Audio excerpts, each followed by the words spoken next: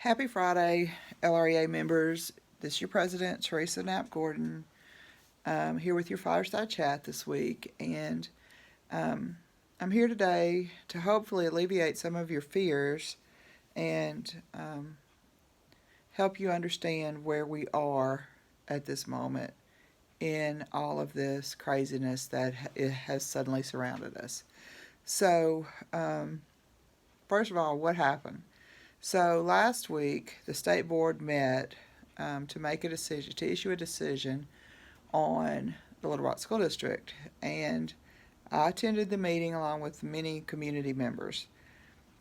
And during that meeting, a motion was made. The first motion, well, first of all, a framework was presented, and then a motion was made to adopt the framework.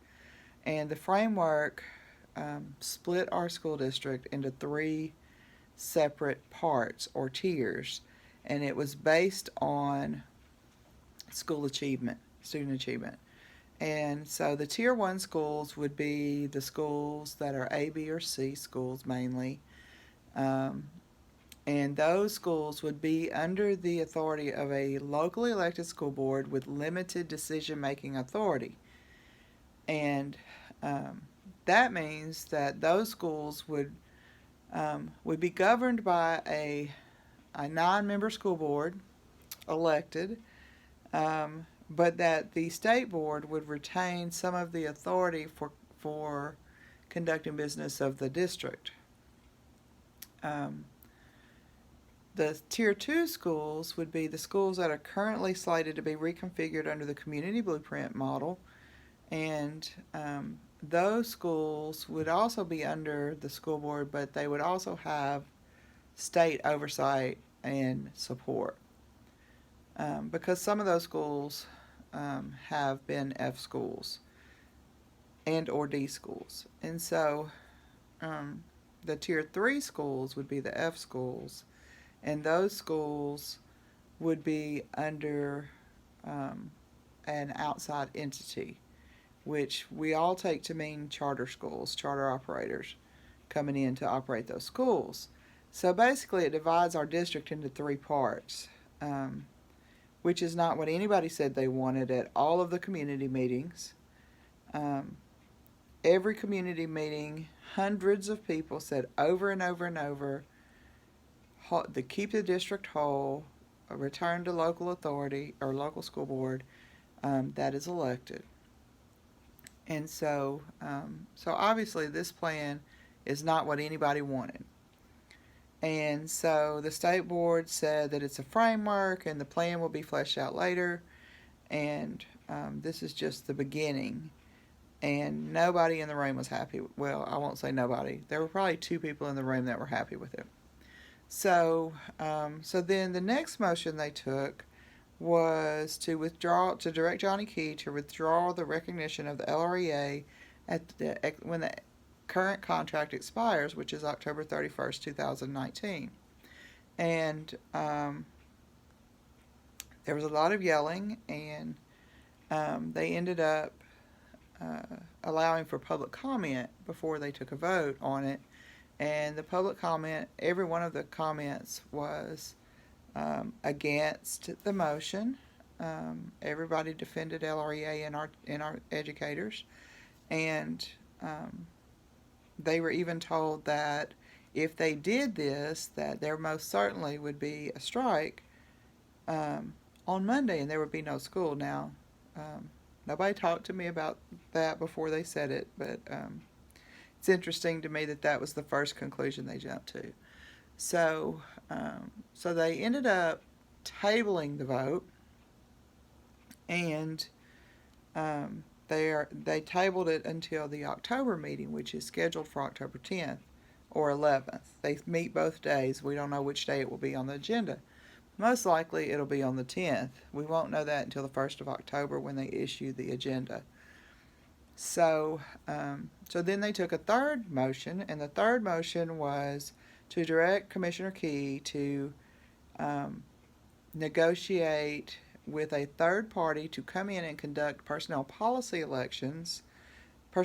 committee elections, and to do so immediately. which we believe was an illegal vote because the state law says that personnel policy committees elections are conducted by the teachers with no interference from the administration. And that only applies to the certified staff. The classified staff still have the exemption in their law, their personnel policy law, that allows for them to negotiate personnel policies, and it exempts them from having to have a personnel policy committee because they have a recognized association that represents them, which is LREA. So we believe that because we are the exclusive representative of the educators of Little Rock School District, that we should conduct the election if there is to be one conducted. And in fact, Mr. Poore, Superintendent Poore, and I had worked on a schedule for that. And because we anticipated this coming, we knew that the law had been changed, even though Bob Ballinger, who put forth the change to the law, stated over and over in his testimony that this would have no impact on contracts, no impact on our union, and it was simply to make sure that we didn't do anything that was below the minimum for teachers for planning time. And so the same law is the one that exempts school districts with recognized organizations from having to do personnel policies because they have contracts. And that exemption was what was removed from the certified law but left in the classified law. So here we are, and we're waiting. We know that they're probably going to vote to take our recognition on the 10th, and so we have two issues at play here. And the first issue is our district being sliced up into 3 parts and what that means for the students of Little Rock. So we know that originally we were taken over for political reasons, and we know that the original intent was to bring in charter schools within our district, and we were able to fight back that law that would have allowed that twice, or the bill that would have allowed that twice, so that they were not able to do that.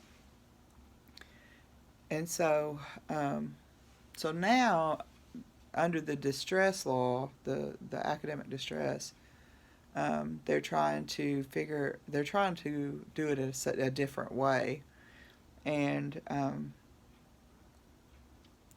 we don't agree. Obviously, the community doesn't agree that our district needs to be separated out into 3 categories of schools, because essentially it would result in the resegregation of our schools, because most of the F schools are black and brown schools. They're high poverty schools. There's a reason those schools receive a grade of F, and it's not because the teachers aren't teaching. And so, anyway, so the community is upset about that. We're upset about that. The other piece to that is us losing our recognition, of course, and you know, LREA does not want to lose its recognition because that is how we represent you, our members. But in addition to that, since state takeover, LREA has kind of served as the buffer between all of the chaos that has been state takeover and our students and our schools. And so we fear that if we are removed as the buffer, that there will be more impact to the schools of the state being in control, and some of those things most certainly will include waivers. And it's important that you guys understand waivers, because waivers can do a lot of damage in a school district. So the law says that if a charter school operates within a district, that district can apply for any of the waivers that the charter schools have. So we have ESTEM within our district, and ESTEM has 93 waivers of the Arkansas Standards for Accreditation and Arkansas laws on public schools, and none of those things are good.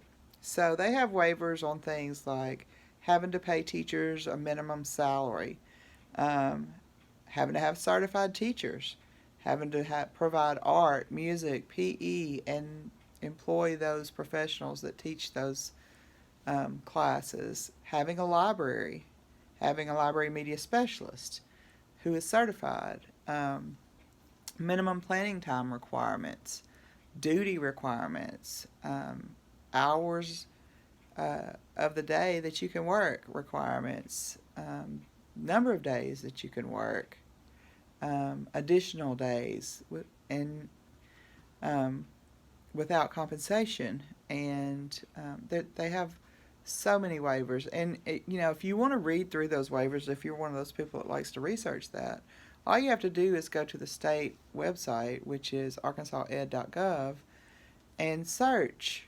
Or you don't even have to go to that website. You can just Google search it and search eSTEM school waivers, and it will take you to the page that shows you all the waivers. You can click on the waiver, and you can see what law or standard of accreditation is waived with that waiver.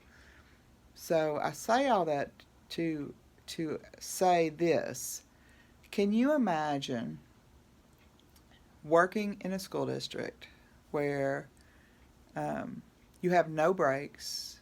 You come to work at, let's just say, because I'm an elementary person, let's just say I have to be at work our school starts at 7:50, and they decide I need to be at work at 7:15 because somebody needs to watch those kids that are being dropped off.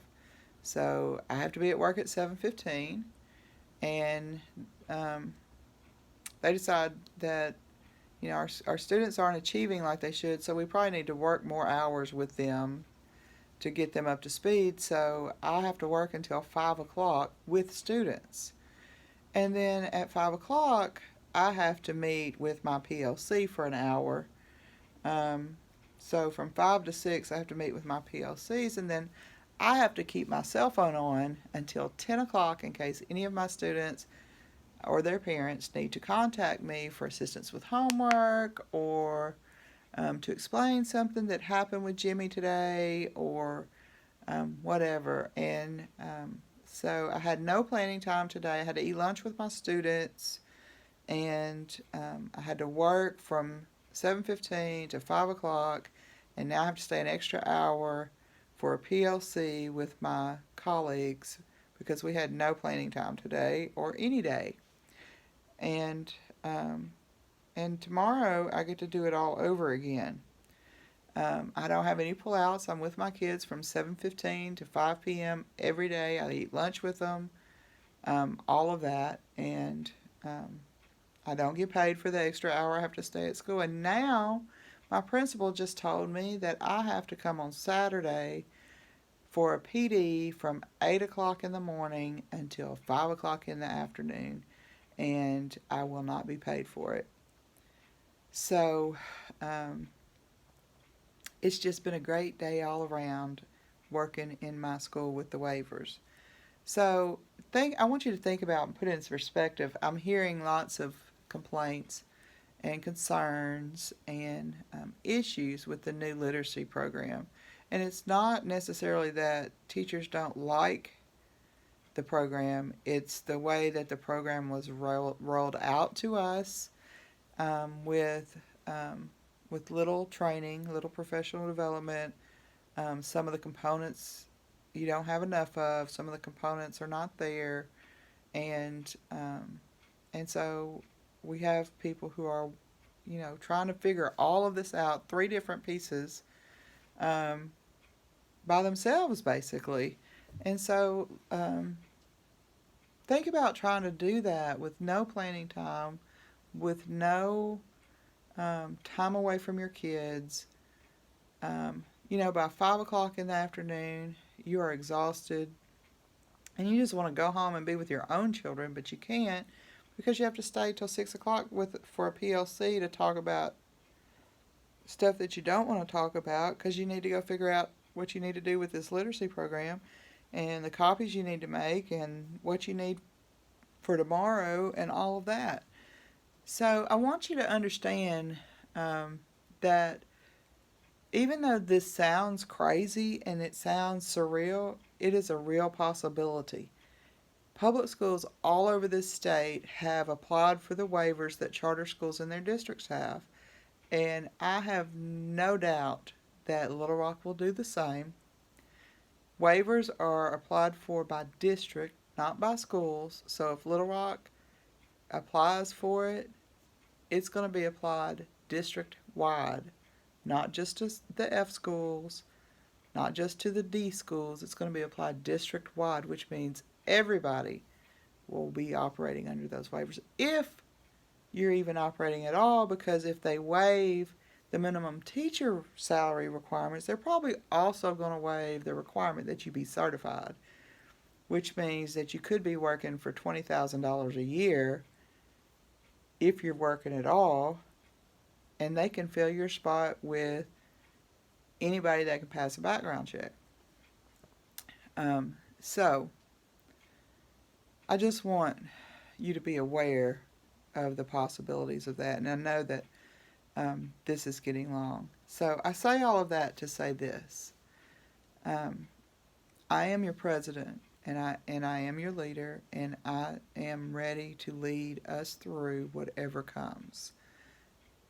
The resources of NEA, which is 3 million plus members strong, are coming in to help us. The resources of AEA are here to help us. And I have no doubt that if every single one of us stand together in solidarity for our students, we will be successful in this fight. But the key is we have to stand together. This is not about my school is not going to be impacted. Every single school in Little Rock School District will be impacted. Make no mistake. They're just going to start with the F schools. Look at Tennessee Achievement Districts. Look at how this has operated across our country. And if they take Little Rock, they're coming for the districts all around Arkansas. You better believe that. So if you think that you can escape and go to a different school district, it's going there too if it passes in Little Rock. Little Rock's just the testing grounds.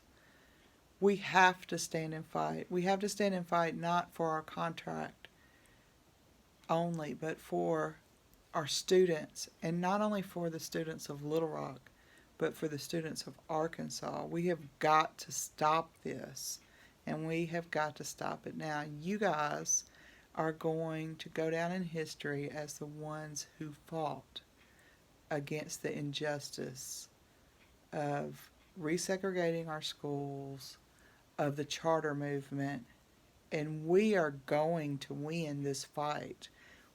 NEA is bringing in resource after resource after resource to help us. We are going to have the tools and the people necessary. You and I are just going to have to stand, and we're going to have to stand tall. It's up to us to protect our students. You know I'm an elementary person. You know my child is in the schools. You know my heart is with the Little Rock School District students. We're going to make sure our students are taken care of when this happens. Don't worry about that. We are taking care of that behind the scenes. Don't worry about what's going to happen to you. We're going to take care of you. You just get ready. Get your mind ready. Get your fight ready. And know that we have your back. We've got to have each other's backs. But we will be successful. Talk to your community members. Talk to your church members. Talk to your family members. And let everybody know that we will fight this fight. But we fight it meaning to win it. And that we need their support, not just here in Little Rock, but across our state. Because that's who we're fighting for, the students of Arkansas. Thank you. I hope you have a great weekend. I hope you get out and enjoy a ball game tonight. It's beautiful weather for football, and I will be in touch every day from here till it's over. Thank you all for being LREA members. I'm proud to stand as your president, and I'm proud to lead you through this.